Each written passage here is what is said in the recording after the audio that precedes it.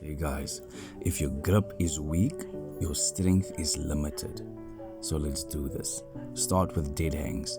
This builds raw grip strength. If you can't hold your body weight, your deadlifts will always suffer. Straight after that, I move over to reverse curls. This hits the top of the forearm. Most people ignore this, and that's why their forearms looks incomplete.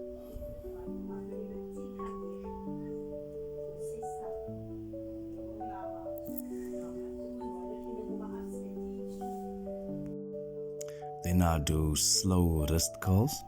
As you can see, this is building some thickness. Control the negative. Don't rush the burn.